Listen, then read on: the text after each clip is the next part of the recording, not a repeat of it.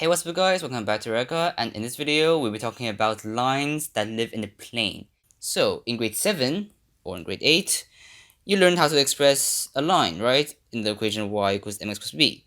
So let's say that this point right here is 1 and the slope of this line looks like half. Okay, so given that the y-intercept is 1 and the slope is half, can you express this line as an equation? Of course you can, you know how. This is y is equal to 0.5x plus 1.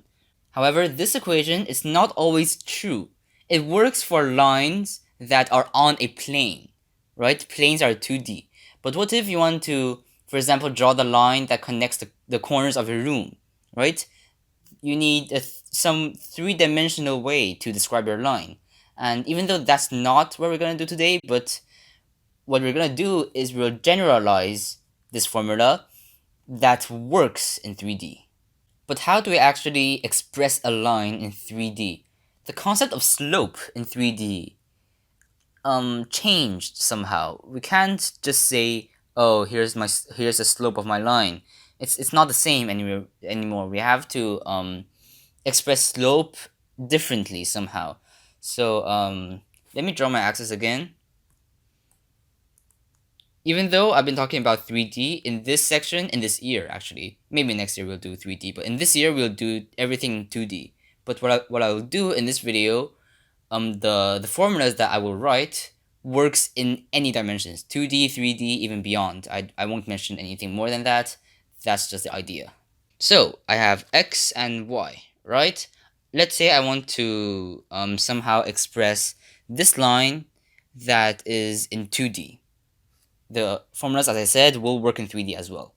Now, there are two cases for a line. Remember in grade 7, we learned the, what's it called, point slope formula and the point formula. I don't know what to call it. But if you're given 2 points, you can find a line, right? Or if you're given a point and the slope, as in this case, you can also find the line using the point slope formula. It's the same thing. For if you want to express lines more generally, you also need either 2 points or a point and a slope. I'll do the point slope one first. So let's say I know that this line passes through this point A, and then instead of saying slope, I'm going to say direction, because we can express the idea of direction in 3D still holds, right? How do we express the direction? Well, using vectors, right? Let's say I know that my line, it's in this direction. Would it be different if I said that direction? It's not. It's the same, right? Because lines, they go in two directions. Even though I said that my line goes in, for example, this direction and not in that, they're the same. As long as the directions are parallel, then yeah, they're the same. Now, let me change some things. Instead of saying that point is A, I'm actually going to draw a vector. So, I'll draw my vector OA. This is OA, so this point, the origin is O, and this point is, well, still A, but I'll express this point as a vector, as a position vector. A position vector always starts at the origin. Now, I'm going to introduce a whole new concept, and that is vectors that change with time. It's necessary. You have to go through it. It's hard, I know, but just stick with me here, right? So let's say that I want a vector that extends from, how about this? I'll limit the line to a segment for now. Okay, I will say that I want to draw the equation of this segment. So I will make a vector, label it R, that starts from one point and then it sort of moves to the other point. So this R1 is this, R2 is that, R3, R4, R5, until it moves to, until it ends at this point. So we'll make infinitely many R's. So infinitely many that fills all the space, okay? Then the good thing here is we can express this segment using all of the tips of all the R's, right? Because there will be infinitely many points will give you a segment in this case, right? Which is this segment, which we can extend to be a line. I'll show you the extension later. So here's the idea. I want to move a vector starting from R1, right? I will move it such that the tip of this vector lies on the line or segment that we want to find. Okay? So this means that R depends on time, right? And I'll need to go back to grade 7 again, where we introduce functions, right? Not grade 7, grade 10 actually. Let's say I have my coordinate axis x and y, right? I will draw a function, for example, I don't know, this function, that's not a function, this function that, so f of x is equal to, I don't know, x squared, right? Looks like a parabola. And I'll extend it over here as well. Anyways, the reason I'm re-showing you the idea of function is because those two are actually quite related. We also call this y, right? Y is the dependent, that's not dependent, dependent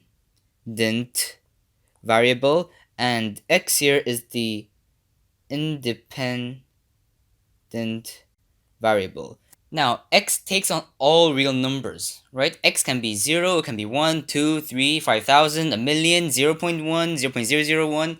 I don't care, right? It takes on all values. And y depends on x. So for every value of x, you will get a y out, right? It's the same thing here. The vector depends on time, right? So I'll create a new function such that the vector is the dependent variable. It depends on something else. And time, right? T stands for time. Time is the independent variable. That means time, so at time equal to 0, the original vector is R1. When time is equal to some other time, it will be the last vector. So let me just say it again. The vector r, the position vector r, depends on time. As time changes, r will change, right? Just imagine an animation in your head where r starts in as some vector, and as time passes, it changes such that the tip of that vector will create a segment. So the reason I mentioned that x takes on all real values is because, well, say I restrict x. So x can only belong to the interval from -1 to 1, right? This means closed interval. That means -1 and 1, the boundaries of this interval is included, okay? So let's say -1 and 1, they're here. Here's -1, here's 1.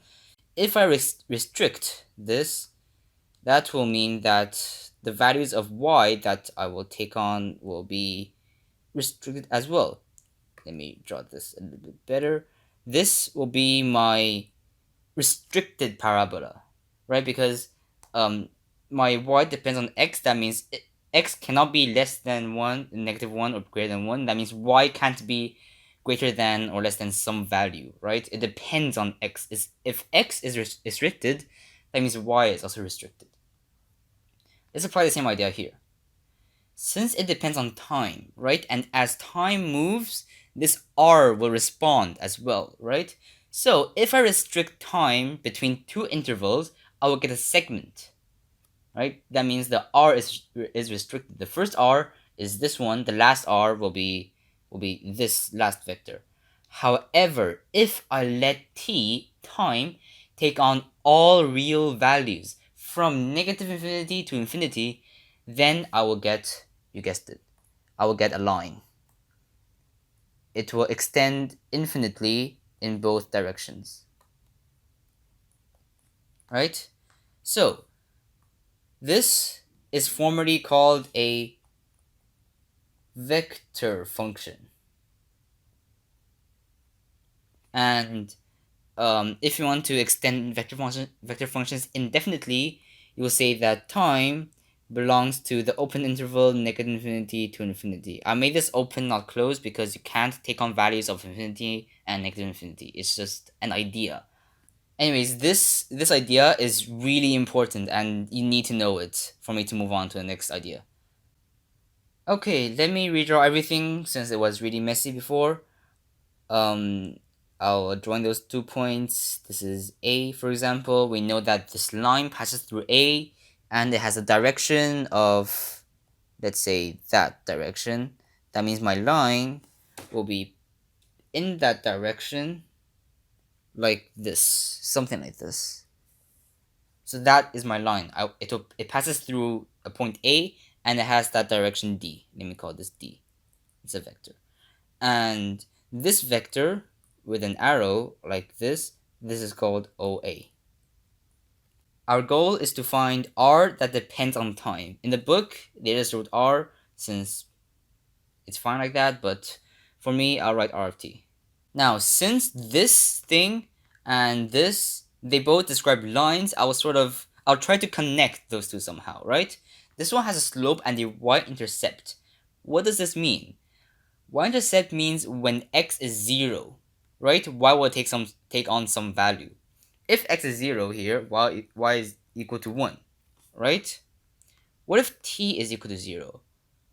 When time is equal to 0, well, the vector has to be some vector, right? And we know that this line has to pass through the terminal point of vector OA. So why not say that when time is equal to 0, the r of t will be equal to OA, right? So let us say that r of t is equal to OA plus time, right? When time is equal to 0, r of t is equal to OA. Of course, we know that there's something missing here, since in this case it will be the slope. In this case, you guessed it, it will be the direction. That's why instead of saying slope, we'll put our direction vector here, which means slope. So you should be familiar with this formula. I will explain it in depth later, but you can see, sort of connect the similarities. I'll actually write it differently this time. R is equal to dt plus OA, right? This corresponds to the y, this corresponds to the m, t corresponds to the x, and OA corresponds to the b. Y is equal to mx plus b. It's the same thing, just expressed differently. And guess what? Since slope doesn't work in 3 directions, but hey, vectors works in 3 dimensions, right? You can have 3D vectors. Why not? A vector, v is equal to its x component I plus its y component, vy j. If it's a 3D vector, then you have the z component k hat, right? It's the same idea. K hat is the unit vector in the z direction. This is a 3D vector. So vectors, they work in 3D. Slopes don't. So this formula right here is more general. It's better than this formula.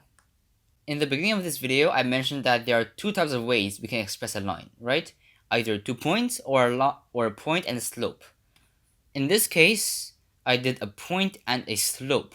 Now, let me do the second way, the second condition, with 2 points. So, coordinate axis again, we have x and y. This time we have 2 points. We have point A and point B, right? Those vectors,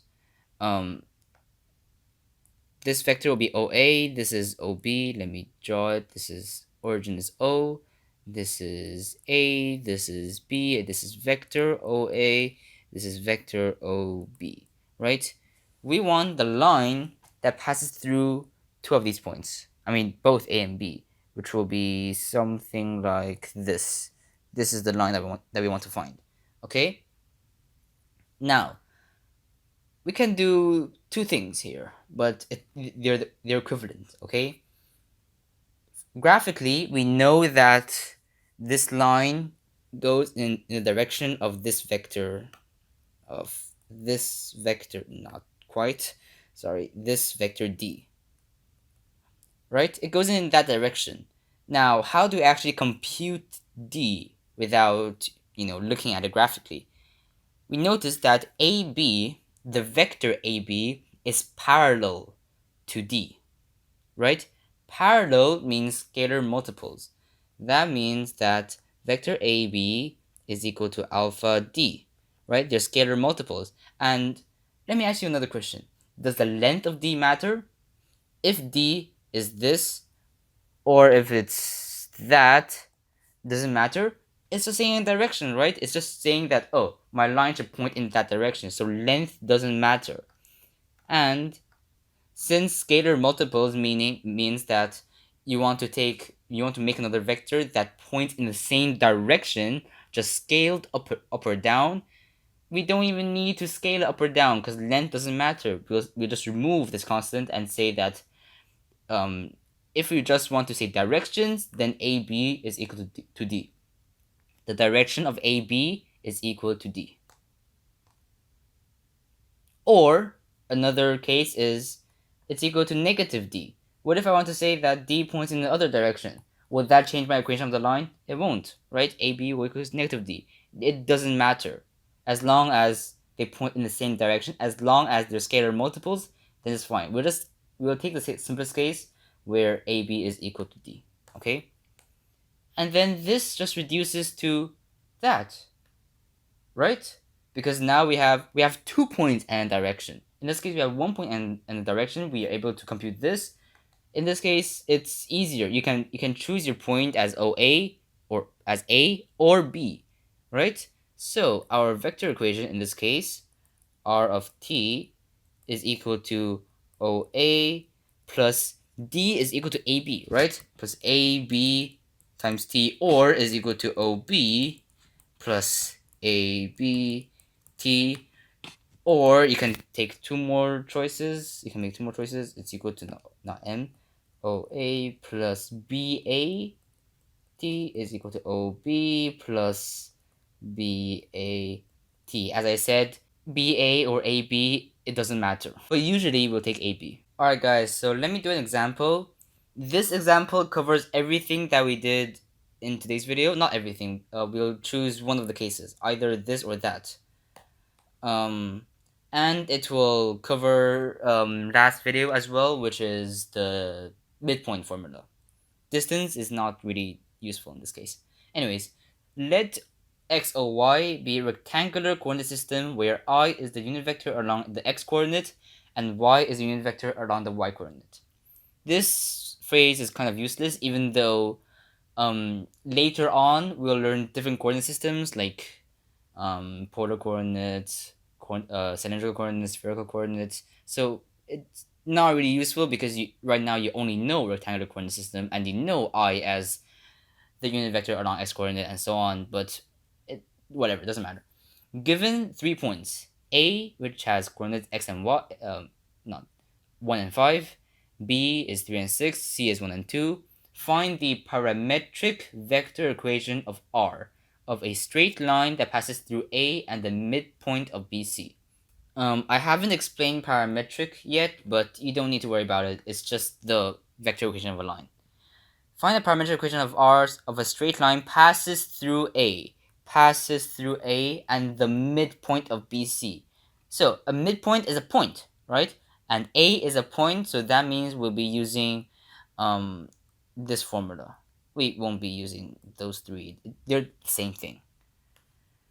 So let me write my formula down, which is R is equal to OA plus, instead of AB, I'm going to write something else. The midpoint of BC, right? So let me draw my coordinate axis here. I have X and Y, origin is O. That's what X or Y means. It's X and Y and origin is O. Anyways, let's draw a scale. So 1, 2, 3, 4, 5. That's enough. 1, 2, 3, 4, 5, 6.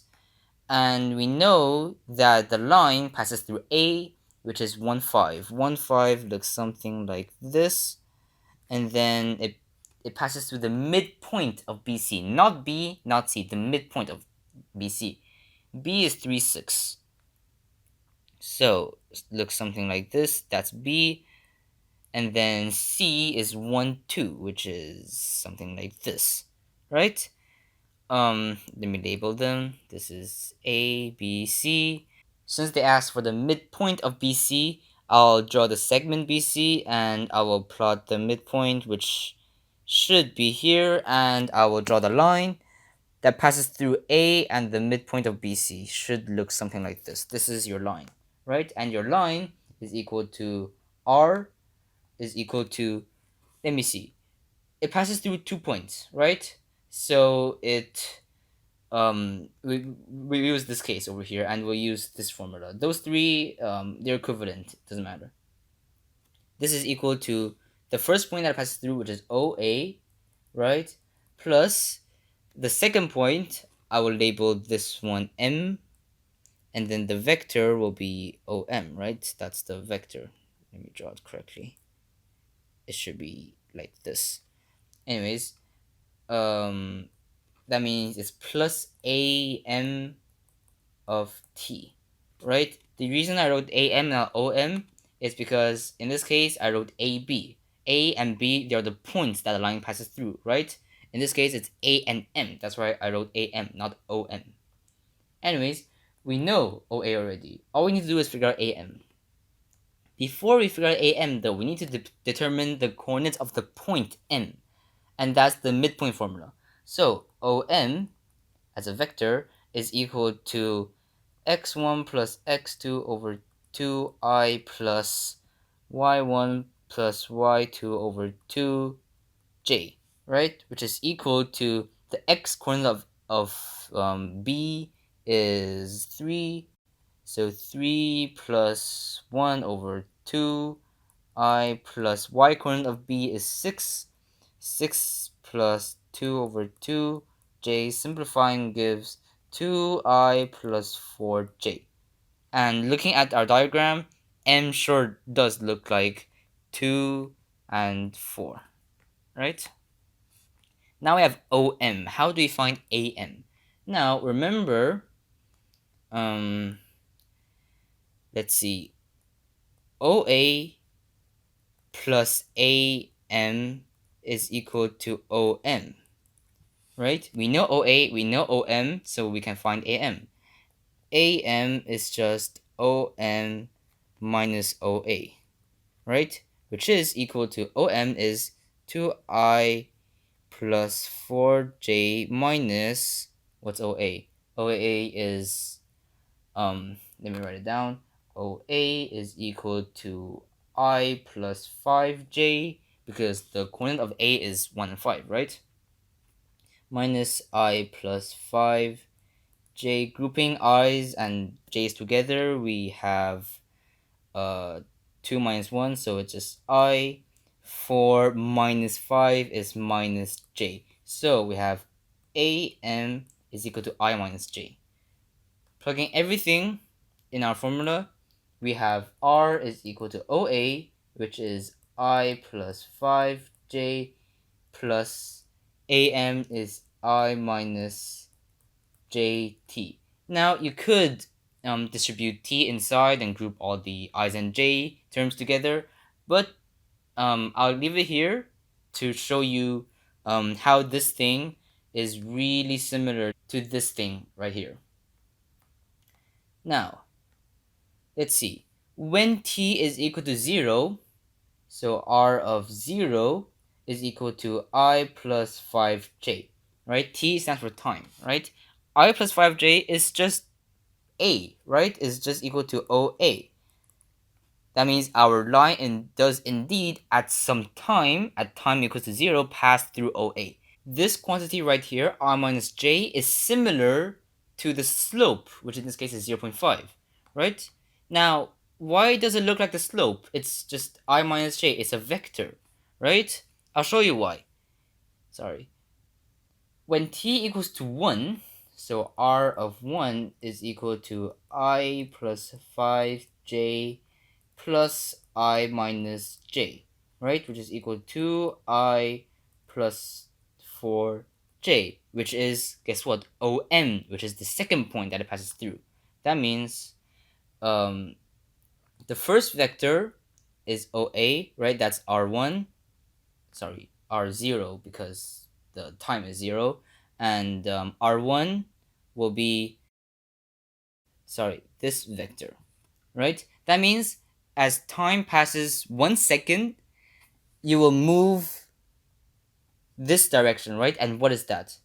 That right there is I minus j, because it moved 1 unit in the x direction and -1 unit in the y direction. So that is similar to the slope, but in a vectory way. I don't know how to say it. Why does this keep showing up? Anyways, this should be all for this video. It's a really long one. It's a really complicated one, so I recommend you watch it again if you don't understand, and comment below if you have any questions. Me, Hassan Amro, will try to answer them. And as always, be easy.